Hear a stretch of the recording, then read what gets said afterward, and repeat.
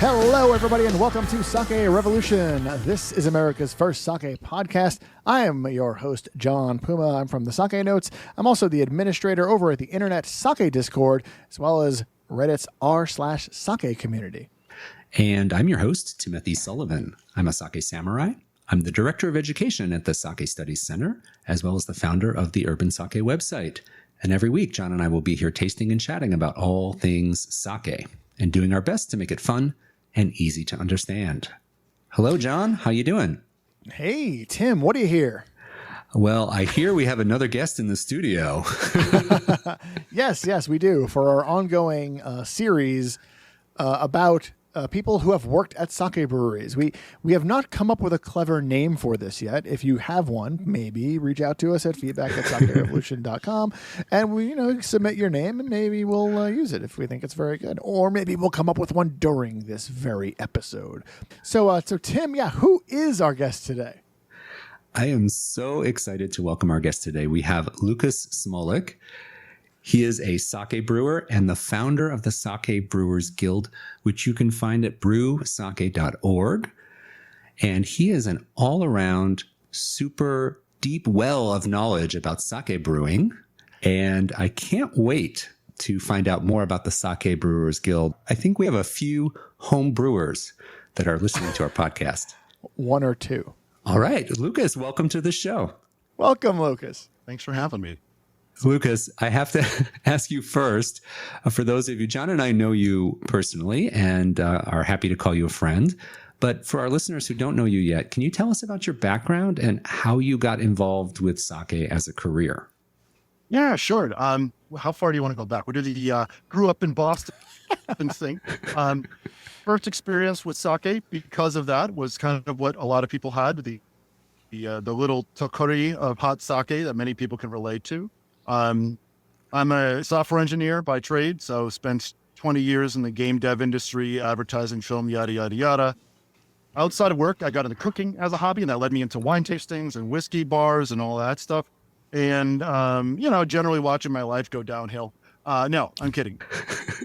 But I developed this interest in the nuance of flavors, right? Textures, aromas, and things like that.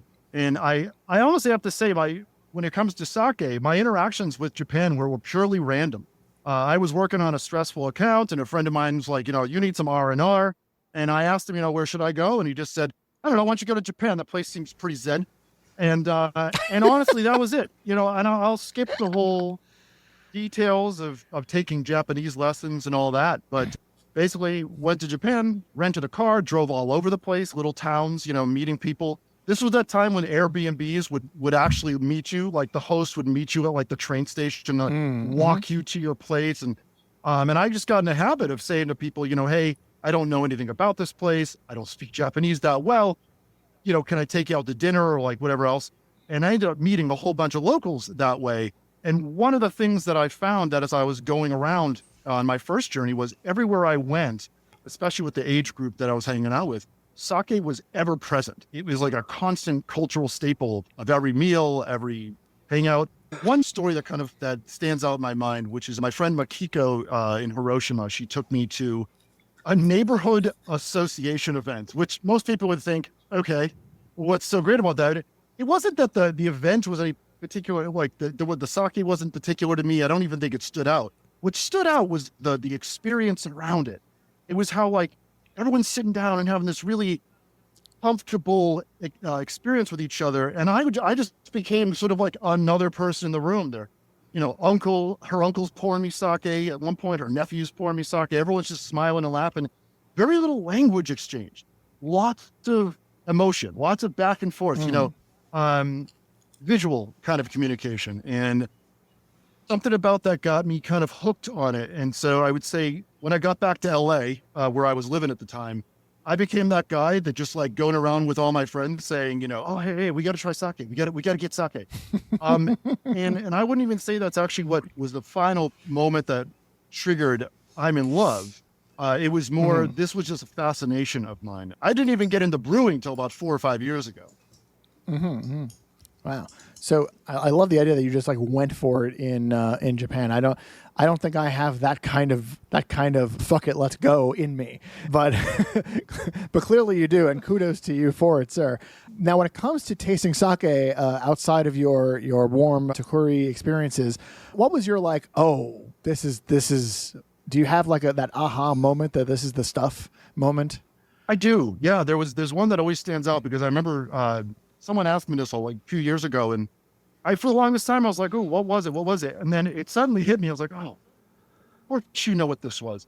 My friend Shio took me to the Meishu Center or one of the Meishu centers in Tokyo, and there was a bunch of tastings. You got to pull off the rack and that whole experience.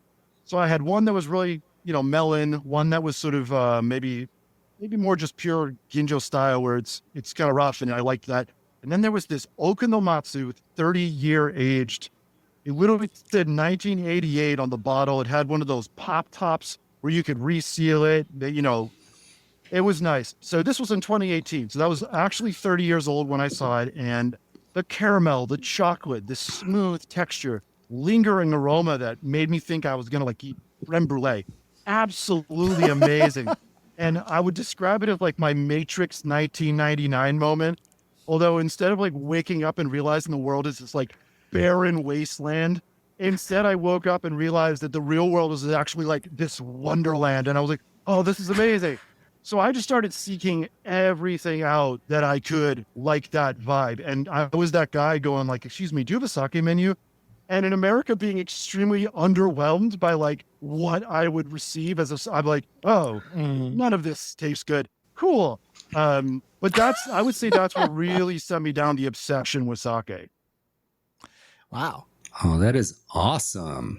So wafting creme brulee, John. We have to add that to our tasting notes. I love that. Sake that makes me think of creme brulee. If you get that sake, I'm taking the train down to have it with you.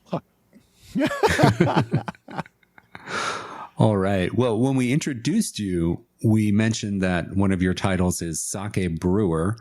And we know that you've worked at sake breweries and made sake in Japan. And we'd love to hear a little bit about those experiences. Can you tell us what breweries you've worked in and what that was like for people who kind of dream about that? Like you're living the dream. So what was that like for you? Well, again, I would distance myself a little bit from anyone thinking that it's, that I've done tons and tons.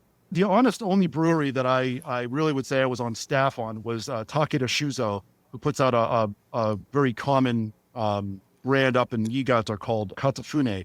And, they were started in 1866, so they're fairly old.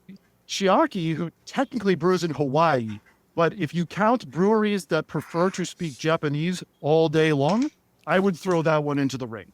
Because the vibe there is super Hawaiian paradise. But when you're like doing the work on a day-to-day basis, if you do not speak or if you cannot hear and understand Japanese, you're not doing the right task. So, that's that. I did have a chance to make some koji at Lagoon Brewery in Niigata. That was fun. Mm-hmm. But I would say the majority of my time as a brewer was spent at Wetland Sake, first as one of that was in Louisiana, as one of their brewers to start. I was there really just to learn how to work pumps and stuff like that on a commercial scale, and was kind of quickly promoted to head brewer.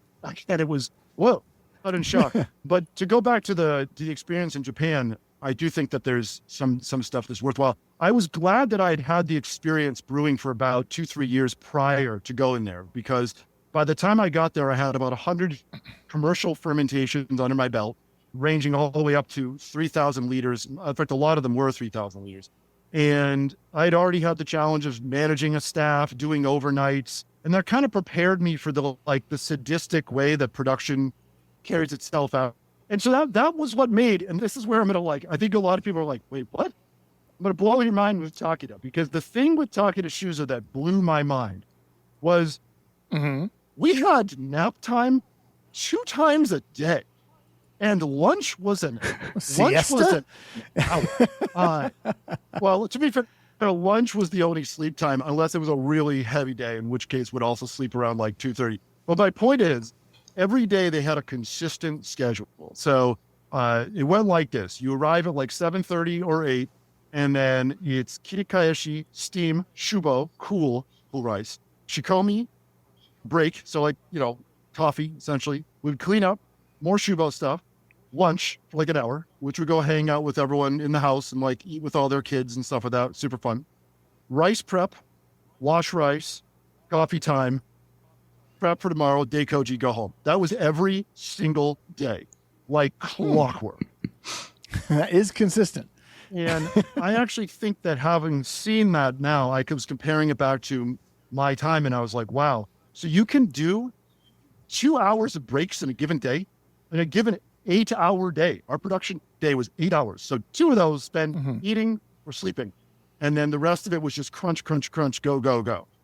But the things that were more that I wanted to take away from those experiences were the nuance. Because again, I was coming in understanding sake brewing, but I had just spent 3 months brewing with Chiaki before I actually went from Hawaii to Takeda and back to Hawaii. And she had opened my mind up to all kinds of stuff. And I almost want to say I would give her the most credit of anyone I've spoken with or met, even my time brewing in Japan.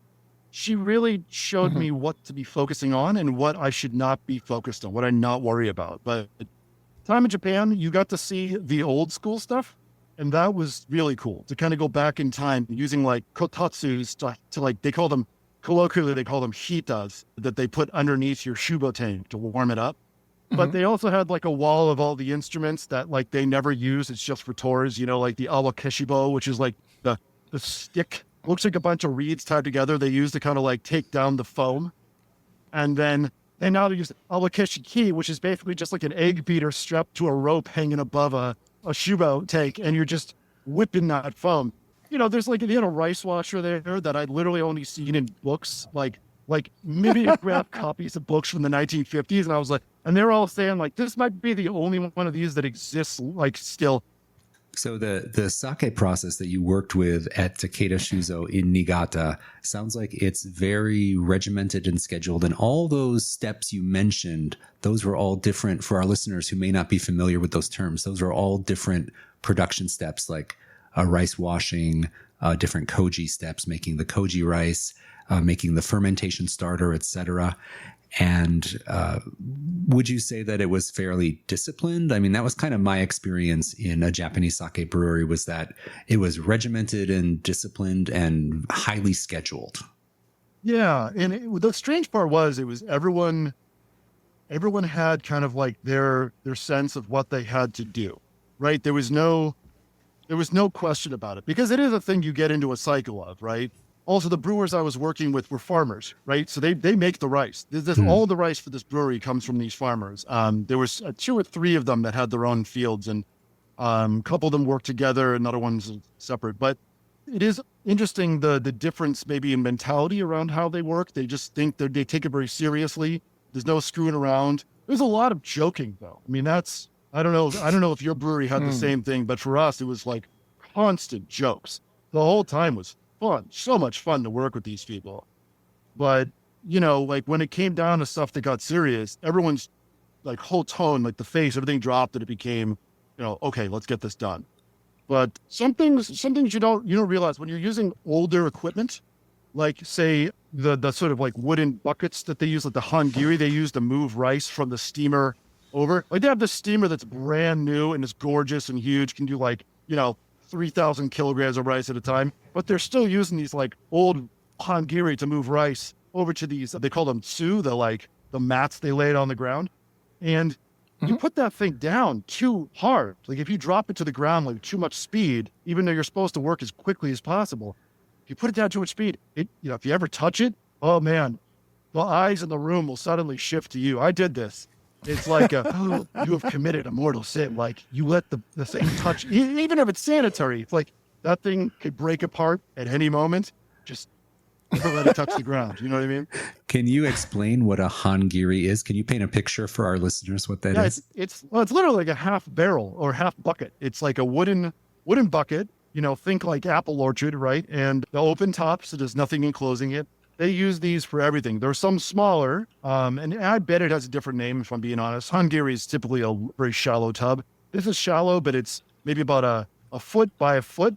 Then you just put rice in it for the most part. I don't think there's anything else I've seen them use it for. Their shovel to scoop rice out of the koshiki and into this thing was also one of these. It was like a half of one of those with like these rickety wires tied around it. It was a fascinating experience. Really quickly, though, you mentioned that before you went to Japan the first time, you did some studying. And then you also mentioned that when you were working with Chiaki over at Islander, they were conducting most of their day-to-day work completely in Japanese. How much Japanese did you pick up when you were getting ready, and how much did you commit before you started working in a situation where you had to know it every day? It's funny. The brewsake.org work, all this research on Japanese fermentation and all that, sake fermentation. Mm-hmm. Most of my Japanese is fermentation words. I actually truly believe this. I can't order sushi to save my life, but if we're talking about acid carboxypeptidase, I can talk about that all day. And I've realized this, that if someone asks me can you speak Japanese, and I'll let me hear some, I'm like, I don't know what to tell you right now. I get hung up. But if someone were to say, can you describe what's in that, that cooler right now? I'm like, oh yeah. Let's go into this and talk about the fermentation happening right now, the yeast I put in, or how I steam the rice. But I would say, because I'm familiar with the terms and the words of fermentation, that did make that experience a lot easier. But a lot of times it would come down to if we really weren't understanding each other, I would go ahead and actually draw it out. And as soon as we hit what is an enzyme, or as soon as we understood, so koso, I learned a lot of these words koso is enzyme while we were there, because as you're trying to describe why do you do this, and they're trying to describe it, and they say a word like koso, and you're like, I don't know what that word is. And it's really critical to the understanding of what you're trying to understand. You'll do everything in your power to learn that word, and I guarantee you'll never forget it again, because the next day you're going to come back and want to say, how did such and such work? And you're going to want to be able to say, the kosa. And sometimes, I'm sure you both had this experience. You figure it out, a little bit of English, a little bit of Japanese. You got there, right? So you mentioned the brewsake.org there, which is a lot of what you're working on these days, and also the Sake Brewers Guild. So what's that all about? I think the ultimate goal here, after coming out of a few years of brewing myself and wanting to learn more, was I always wanted to. From the first time I think I ever read a book on sake brewing, Japanese sake brewing, I was always reading something, and then they would say, put this much rice in, or use this much water. And in computer science, you always have to know why you do something. You never just do it. Someone's always going to ask you that question. Why did you do that? Why would you do that? And so I wanted to connect those dots. I wanted to say this is what the problem is, or this is what we're trying to achieve. Why do we do these things to achieve it? Why did they write it that way? So to connect a few dots, I had taken John Gottner's certification course. I had read a few books in English, or all the books in English that we could on sake brewing. I joined every relevant org that had to do with sake brewing, if they'd allow us. There's a lot of Japanese orgs that they just won't let you join. Mm-hmm. Basically, I was trying to apply that engineer's mind of, take your experiential, but apply control points. I did this, but what should it have been? My bame is this. What should my bame be if I want to hit this target? And hold on, I've got to keep in mind that a lot of our people at home do not know what a bame is. Good point. No, this is a good point, because that's what I've been doing the last few years, right? Is trying to get all this in. You're on the other side now, Lucas. On multiple levels. I'm on the Sake Revolution podcast. I feel like I'm literally on the other side.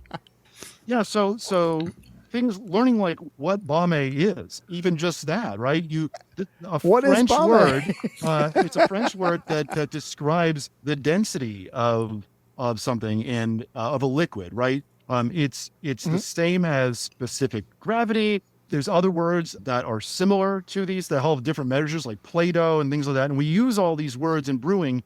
Typically, I say typically, it's a measure of how much sugar is still in, but really it's all the dissolved particles and things like that, because the more stuff you put in that solubilize in a liquid, it gives it things buoyancy, right? So anyway, right. Bame.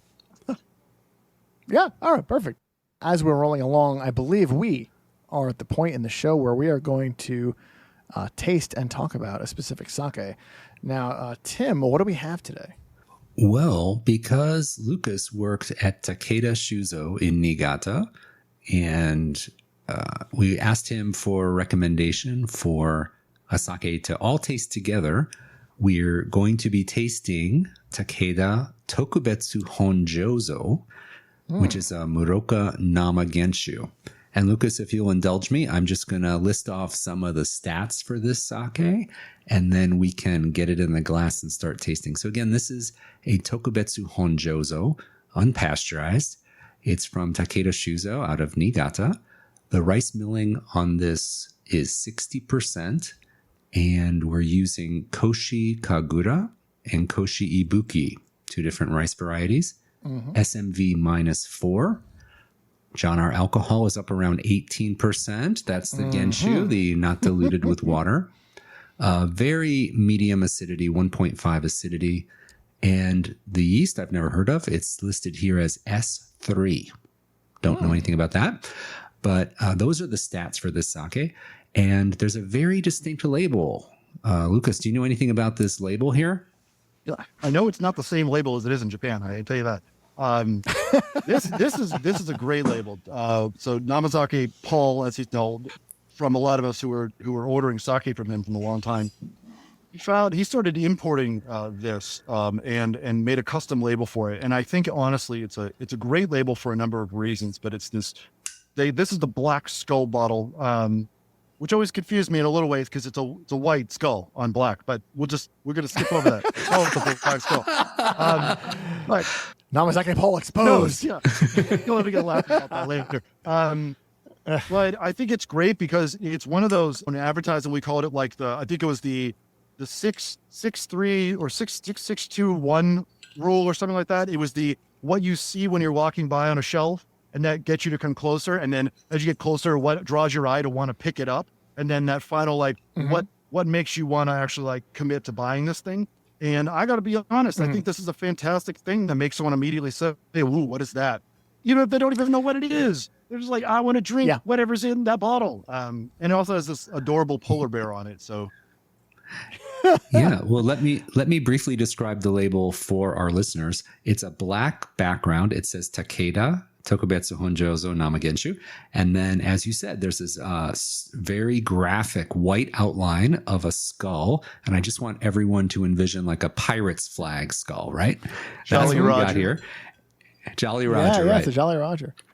And it is very eye-catching. And I've never tasted this sake before, Lucas, so I'm very excited. Oh, wow. Now, for a treat. Lucas, is it true that this is one of the sakes you helped to brew when you were at Takeda? Is that right? It's difficult to know if this specific one is the bottle you're drinking, but that's only because there's an aging process involved in it. I don't know if the ones we got here would have been those, but it is possible. It is totally possible. But yes, I did get a chance to help brew this.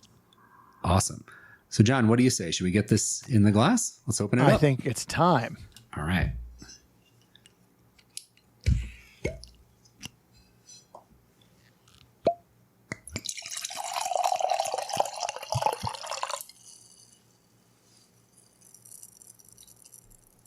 Tim, that pour was so beautiful, I didn't bother. All right. So we've all got it in the glass now. This is the Takeda Tokubetsu Honjozo. Little bit of color, little bit of a golden color there, right? Yeah. I assume that's that Muroka. That's the Muroka bit. Yeah. Not charcoal filtered. Yeah. All right. Let's give it a smell. It smells very Nama, very unpasteurized. Yeah, it definitely has that Nama note to it. It's also like it kind of betrays that it's got some strength behind it. You can kind of almost smell that 18%. Lucas, any notes on the aroma from you?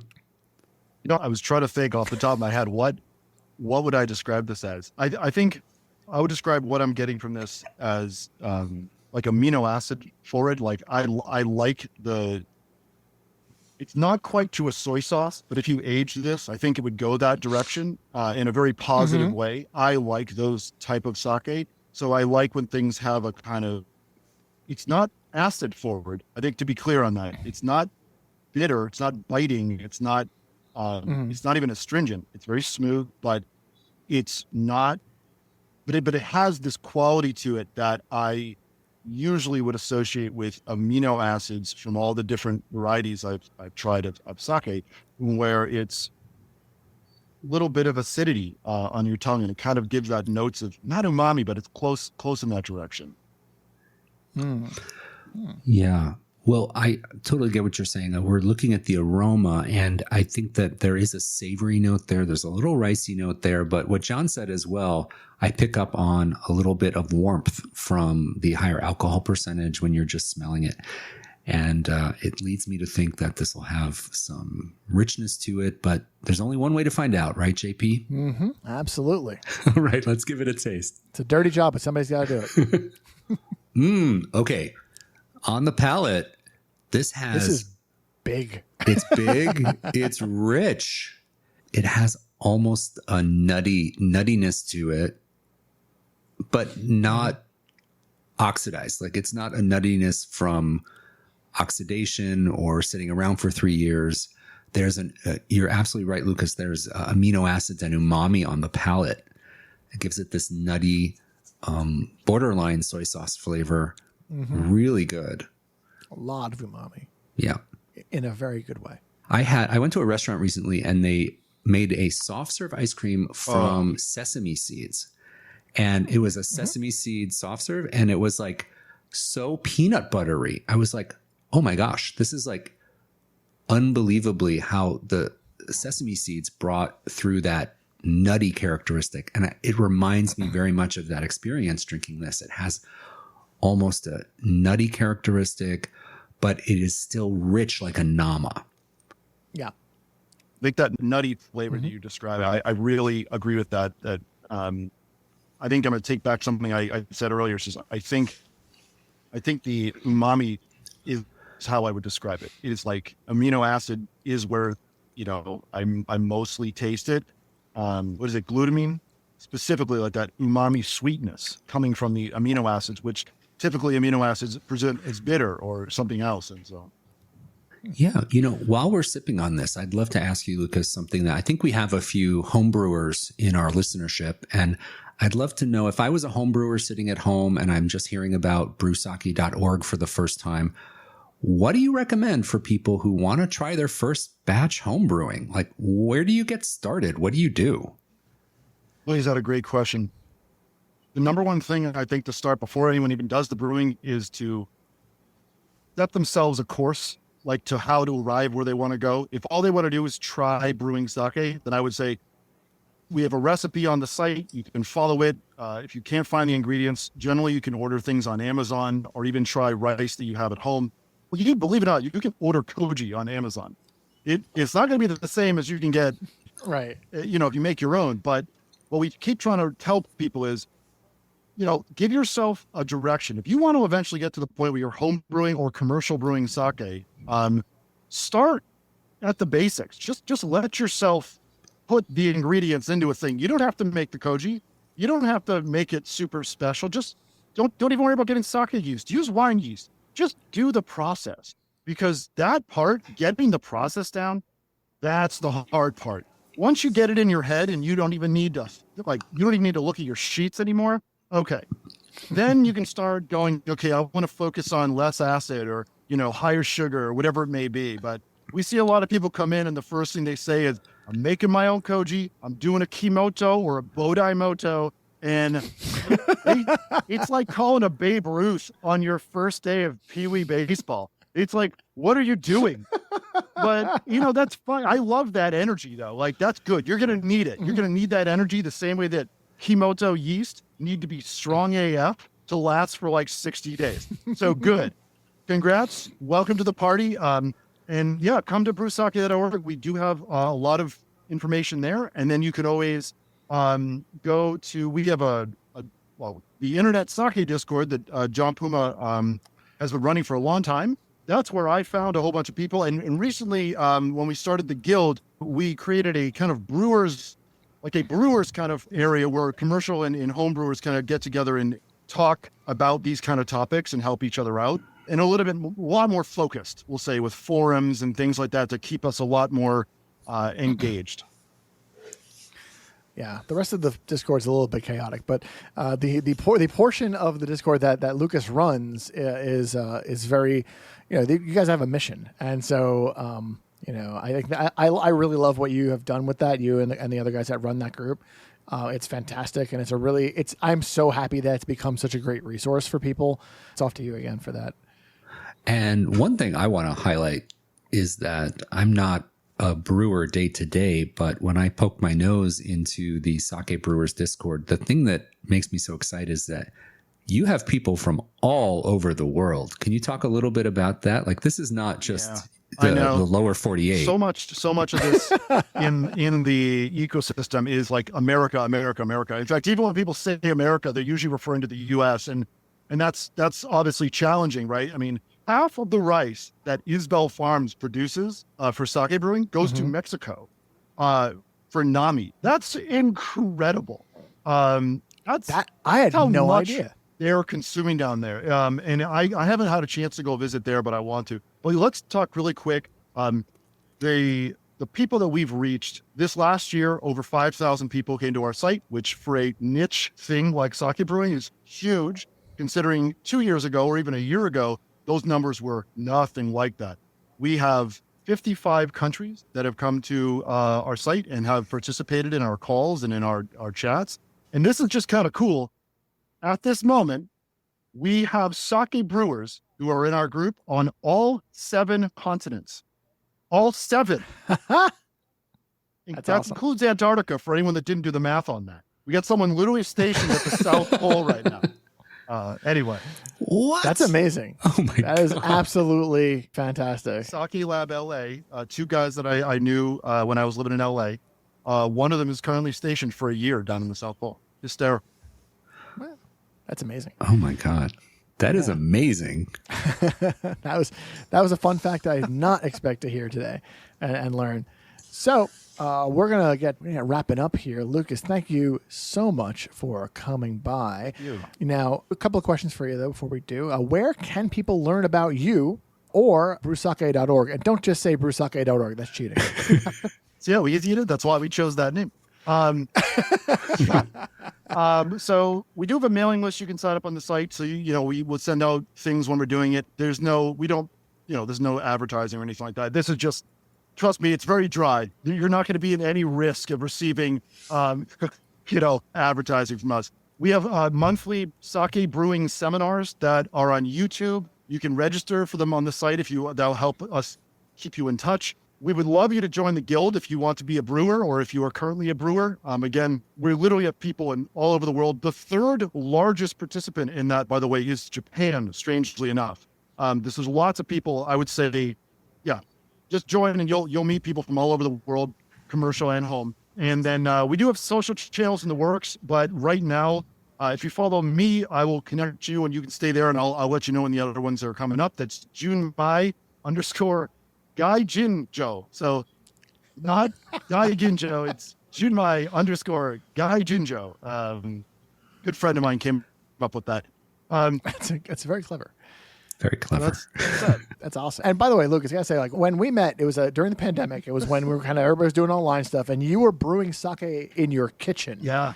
You were literally washing rice, and I was like, "Oh, you're cooking?" You're like, "No, we're making sake." And I was like, "Okay," It's probably doing both. And it was probably, and it's really great to see what you've done since then, because it's relatively like a short period of time, and you've done so many things in that span. It's been crazy. What's really crazy, John, is to think that I would say at this point, I would rate my experience. I'm at 1% of being what I would consider to be like a expert sake brewer, or even like a proficient sake brewer. So I think everyone that gets into this has that feeling of you're nowhere near where you want to be. Isn't that all learning? Yep. Absolutely. I agree with that. Yeah. Lucas, So great to have you here. I want to mention for all our listeners that all the resources and YouTube videos and everything that Lucas has mentioned, we're going to embed those into our show notes. So if you want a shortcut to everything Sake Brewers Guild and brewsake.org, please visit the Sake Revolution website. Check out our show notes for this episode, and we will make sure to connect you with all the home brewing goodness that they have at brewsake.org for any of our aspiring sake brewers out there. Lucas, thank you so much for joining us. It was a pleasure to have you. Thank you. So a special thank you again to Lucas for joining us. Can't wait to learn more at brewsake.org, and I know that they have different ways to support them. So if you visit their website, you can learn all about their organization there. And I want to shout out a special thank you as well to our patrons who are the supporters of Sake Revolution. Without you guys, we would not have a show, and we appreciate you all so, so much. If you would like to learn how to support Sake Revolution, visit patreon.com/Sake Revolution to learn more. And if you have questions, comments, show ideas, or if you would like to name this series that we're currently doing, you can contact us over at feedback@sakerevolution.com. Get at us on Instagram, Sake Revolution Pod. We're over on Facebook. People message us there sometimes too.